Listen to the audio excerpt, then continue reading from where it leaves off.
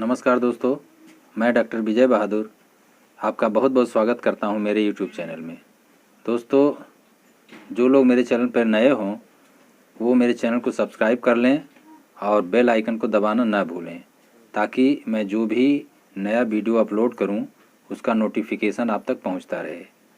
तो दोस्तों, आज मैं कॉन्स्टिपेशन यानी कब्ज के बारे में बात करने वाला हूं। तो आज मैं आपसे बताऊंगा कि कब्ज क्या होता है, कब्ज होने के क्या कारण हैं और कब्ज के क्या लक्षण हैं, कब्ज होने के बाद और कौन कौन सी बीमारियां हो सकती हैं, और अंत में बताऊंगा कि कब्ज की कौन कौन सी होम्योपैथिक दवाइयां हैं। तो चलिए दोस्तों, शुरू करते हैं। कब्ज जो हम डेली जो भी खाते हैं उसका सार तत्व यानी कि जो उसमें से तत्व भाग है वो हमारे आंतों द्वारा अवशोषित होकर के ब्लड में चला जाता है और बाकी जो वेस्ट पदार्थ है वो मल द्वारा बाहर निकल जाता है। यही स्वाभाविक क्रिया होती है। यदि ऐसा ना होकर के आंतों में मल बहुत दिनों तक रुका रह जाता है या बहुत कष्ट से निकलता है अथवा बेग या चेष्टा करने के बाद बहुत थोड़ा निकलता है तो उसी को कॉन्स्टिपेशन या कब्ज कहते हैं। दोस्तों, अब हम बताएंगे आपको कब्ज होने के क्या कारण हैं। तो कब्ज होने का पहला कारण है अधिक परिमाण में ज़्यादा मात्रा में गरिष्ठ चीज़ें खाना, क्योंकि गरिष्ठ चीज़ों में जल का अंश बहुत कम होता है जिसके कारण मल सूख जाता है और कब्ज हो जाता है। और कब्ज होने का दूसरा कारण है गरम मसाले वाली चीज़ों ज़्यादा खाना। गरम मसाले वाली चीज़ों में पानी का अंश बहुत कम होता है और ऐसी चीज़ें खाने से और मांस अधिक खाने से कब्ज हो जाता है। दोस्तों, अगला कारण है उपवास करना या एक ही तरह की चीज़ें रोज़ खाना। अगर ऐसा करते हैं तब भी कब्ज हो जाता है। और दोस्तों, कब्ज होने का अगला कारण है बहुत ज़्यादा मानसिक परिश्रम करना, लेकिन शारीरिक परिश्रम एकदम नहीं करना। एकदम आलसी की तरह से पड़े रहना, ज़्यादा देर तक रात में जागना, नशीली पदार्थ को ज़्यादा सेवन करना, ये सब करने से भी कब्ज हो जाता है। और अगला कारण है कब्ज होने का, यदि पाखाना लगने पर ठीक समय पे उसी समय पाखाना न जाया जाए, लेट करके जाया जाए और पाखाने के बेग को रोक लिया जाए, अगर ऐसा बार बार किया जाता है तब भी कब्ज हो जाता है। और दोस्तों, अगला लक्षण है आंतों से बहुत थोड़ा पाचक रस निकलना या पित्त कोश से बहुत कम पित्त निकलना, इसकी वजह से भी कब्ज हो जाता है। अब दोस्तों, हम इसके लक्षण के बारे में बताएंगे कि कब्ज के क्या लक्षण हैं।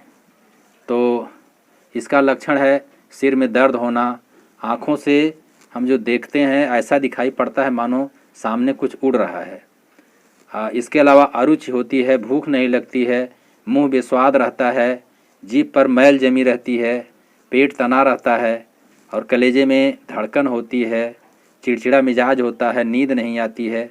यही सब लक्षण हैं इसके कॉन्स्टिपेशन के। तो दोस्तों, अब हम आपको बताएंगे कि कौन कौन सी कब्ज होने के बाद कौन कौन सी बीमारियां होती हैं। तो कब्ज होने से जब मल आंतों में अड़ा रहता है तो इससे सिराओं पर दबाव पड़ता है और अलग अलग सिराओं पर दबाव पड़ने से अलग अलग रोग होते हैं। जैसे हाइपोगैस्ट्रिक वेन पर अगर दबाव पड़ता है तो बवासीर होती है और प्यूबिक वेन पर दबाव पड़ने से वीर्यक्षय होता है।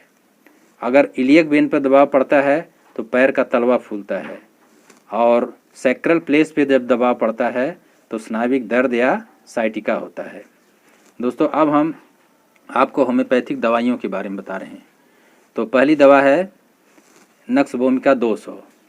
जो लोग शारीरिक मेहनत नहीं करते, ज़्यादा आराम करते हैं, आराम भरी ज़िंदगी बिताते हैं और देर रात तक जागते हैं, नशीले पदार्थों का सेवन करते हैं, अगर उनमें कब्ज होता है तो उसमें नक्स भूमिका 200 2 बूंद रोज़ रात को सोते समय एक बार लेना चाहिए।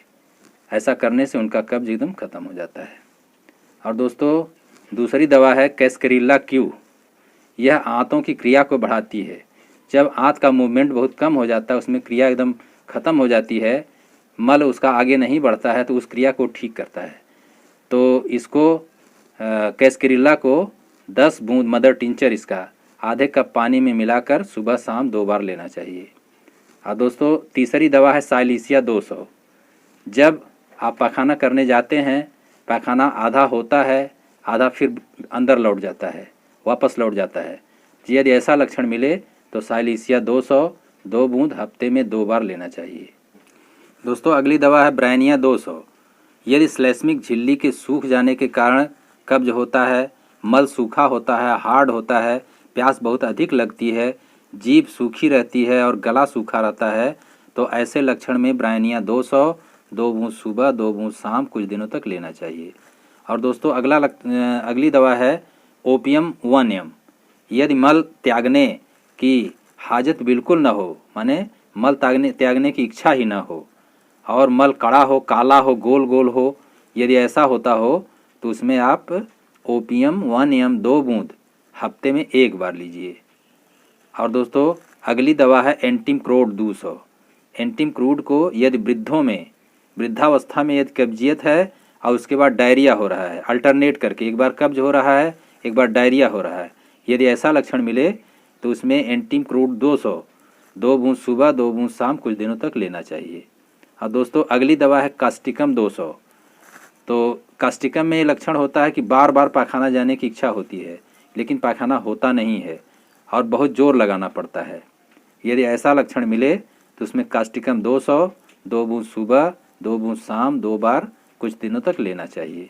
और दोस्तों अगली दवा है एल्मुना 200। यदि आपको 3-4 दिन तक पायखाना लगता ही नहीं, मल त्यागने की इच्छा ही नहीं होती है और जोर लगाने पर मल निकाल देने की क्षमता ही खत्म हो जाती है, यदि ऐसा लक्षण मिले तो उसमें एल्मुना 200 2 बूंद सुबह 2 बूंद शाम कुछ दिनों तक लेना चाहिए। और दोस्तों अगला दवा है एक पाउडर जिसका नाम है लेक्सोसाफ पाउडर। यह हेप्टगो कंपनी का है। यह कब्ज के लिए बहुत ही बढ़िया है। इसको लेने का तरीका है 1 चम्मच पाउडर 1 गिलास गुनगुने पानी में घोलकर रोज़ रात को सोते समय इसको लेना चाहिए। इससे सुबह पायखाना एकदम साफ़ हो जाता है और पेट साफ़ हो जाता है। तो दोस्तों ये सब रहे कब्ज की कुछ दवाइयाँ जिनका लक्षण जिससे मैच करे आप उसी दवा को लीजिए, बाकी सभी दवाइयों को एक साथ में नहीं लेना है। और दोस्तों मैं आशा करता हूँ कि ये वीडियो आपको पसंद आया होगा। यदि पसंद आया है तो इसको लाइक कीजिए, शेयर कीजिए और सब्सक्राइब करना एकदम मत भूलिएगा और बेल आइकन को ज़रूर दबाइएगा ताकि मैं जो भी अगला वीडियो बनाऊं उसका नोटिफिकेशन आप तक पहुंचता रहे। तो दोस्तों आज के वीडियो में बस इतना ही, बाकी मिलते हैं अगले वीडियो में। धन्यवाद।